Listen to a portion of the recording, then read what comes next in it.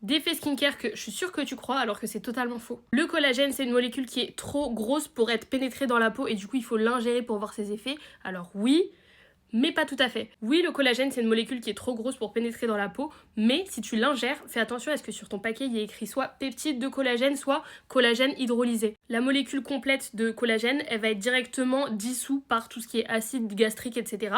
Alors que le peptide de collagène, c'est du collagène qui est réduit en tout petites molécules, et bah du coup, ça va venir directement avoir des effets qui, cette fois-ci, seront utiles, mais sur la durée. C'est pas en prenant 2 verres avec du collagène dedans que ça va marcher. Maintenant, le collagène, c'est pas non plus un ingrédient à abattre dans les crèmes parce qu'il pénètre pas dans la peau. Parce que le collagène, même s'il pénètre pas profondément dans la peau, il va avoir un effet hydratant en surface et ça va donner un effet plus rebondi. Alors, j'ai envie de dire une crème qui a du collagène en elle, mais qui à côté a un autre actif qui va pénétrer plus profondément, ça peut être utile.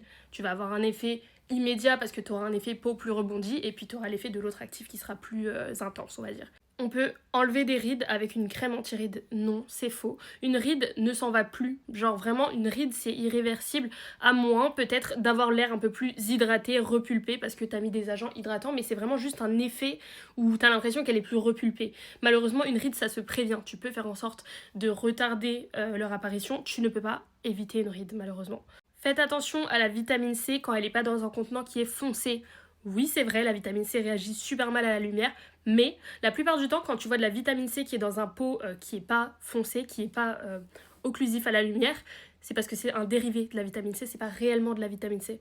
Dites-vous que derrière, il y a des gens qui ont fait des études, qui font du développement de produits et qui, par rapport aux ingrédients, à leurs réactions, etc., réfléchissent au packaging. Le packaging, c'est pas un hasard. Donc sachez que si vous voyez la plupart du temps un packaging qui est teinté comme celui-ci, il y a de grandes chances que ce soit de la vraie vitamine C et sachez qu'il sera encore plus efficace si dedans t'as de la vitamine E. Le SPF dans le make-up, ça ne sert à rien. Alors, si, ça sert à quelque chose. Évidemment, ça n'aura pas l'efficacité de si t'appliques un SPF 50 et que tu le réappliques tout au long de la journée, mais on part du principe que souvent, le make-up, tu l'appliques avec un SPF en dessous, c'est du layering. Mieux vaut trop de protection solaire que pas assez. Au-delà de ça, en général, t'as souvent des SPF 30 dans le maquillage. Il faut savoir qu'un SPF 30, c'est 97%, si je dis pas de bêtises, de protection solaire.